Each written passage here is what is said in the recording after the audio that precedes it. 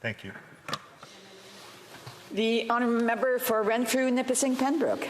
Mr. Speaker, I'm pleased to rise on behalf of the Canadians in the frugal riding of Renfrew-Nipissing-Pembroke.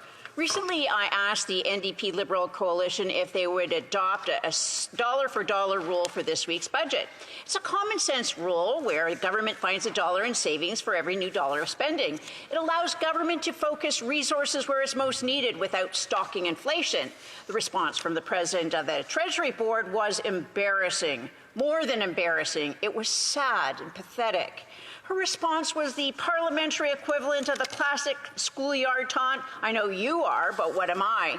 There's something about this so-called feminist prime minister's government which takes smart, accomplished, professional women in the private sector and turns them into shallow, glib bobblehead dolls in Parliament. If they're lucky, like Jane and Jody, they get out before the prime minister demands they shred their integrity. If they're unlucky, they work hard in a given portfolio only to be demoted when they start getting better press than the prime minister. I imagine that's why the President of the Treasury Board decided to ignore a policy question and reply with a lazy partisan attack. She needs to get back into the good graces of the inner circle. Any display of independent thought by any minister in this government risks bringing down the wrath of Katie.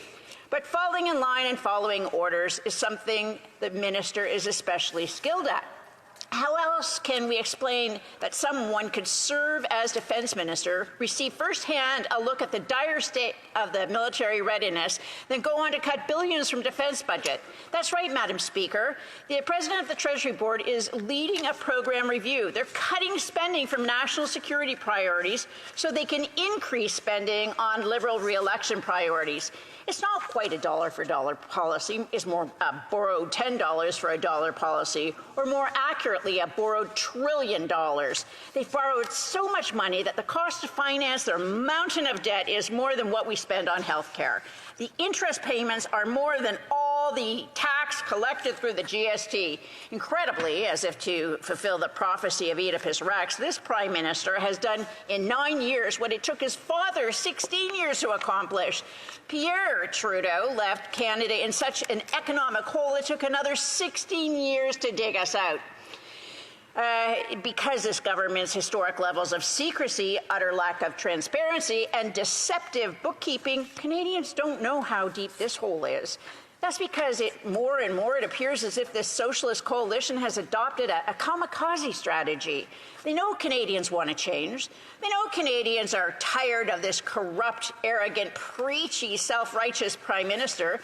They know no amount of new spending is going to improve their poll numbers.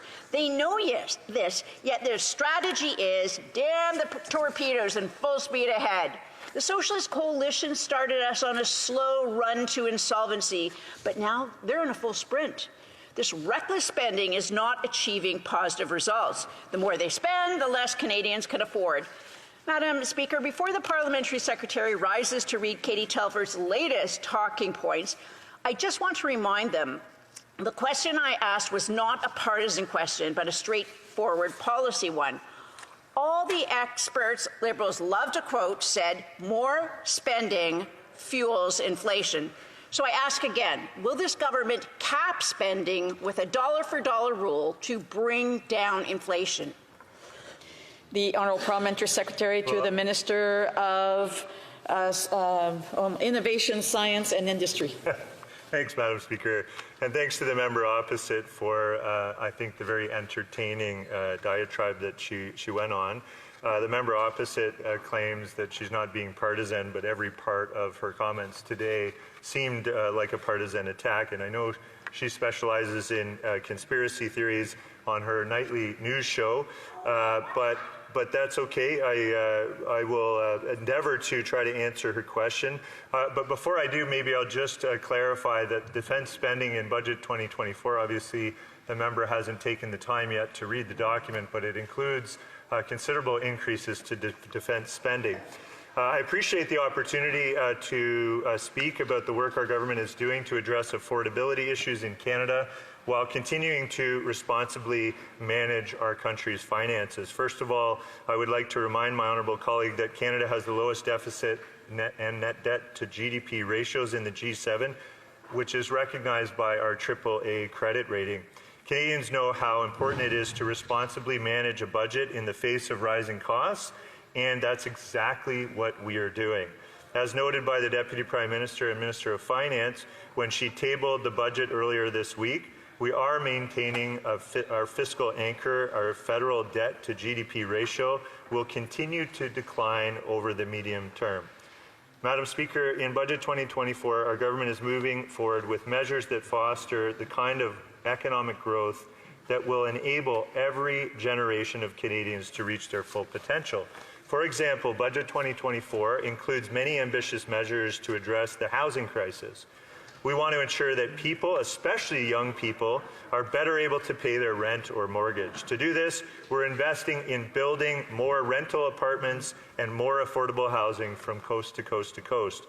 We are topping up the Housing Accelerator Fund and making it easier for Canadian homeowners to add a basement suite or a laneway house so middle-class Canadians can be part of the housing solution too. For first-time homebuyers, we will be extending the maximum amortization period of a mortgage to 30 years on new builds, including condos, and we are also making changes to ensure that renters who pay on time can have that rent payment count towards their credit history when it comes time to get a mortgage. This means lower monthly payments and greater opportunity for young people to buy their first home. Madam Speaker, we are also moving forward with measures to make life in Canada cost less. Inflation is now way down and in fact now has been back within the Bank of Canada's target range for 3 months in a row. We said we would continue to invest in Canadians, reasonably manage our finances and control inflation, and that's exactly what we're doing. And we understand that many Canadians, especially younger people, need support, and that's why we're making transformational enhancements to Canada's social safety net. That social safety net is being increased through $10 a day childcare, through the Canadian Dental Care Plan, through a national drug insurance plan, and through now a national school food program, which I am very proud to see in the federal budget. These are just a few measures we're putting forward to help Canadians. Thank you, Madam Speaker. The honourable member for Renfrew-Nipissing-Pembroke. Madam Speaker, this government's gaslighting is endless. If they were forced to pay the carbon tax on all that hot air, we could pay off their $2 trillion debt tomorrow. As these far-left radicals grow even more desperate, Canadians can expect a biblical-sized flood of misinformation and disinformation. Their favorite tactic will be the classic accusation in the mirror. They accuse everyone else of doing exactly the thing that they are doing. They'll shamelessly claim all we have are slogans. This from the party who's so infatuated with round numbers. Every environmental policy has the same 30 by 30 slogan. They said they'd reduce emissions 30% by 2030. They said they'd render 30% of Canada's land and seas unusable by 2030. Their Soviet-style car sales mandate goes even further, forcing 50% EVs by 2030. After 9 years, all they have are empty slogans, broken promises, and a mountain of debt. This Prime Minister and his socialist coalition are just not worth the cost.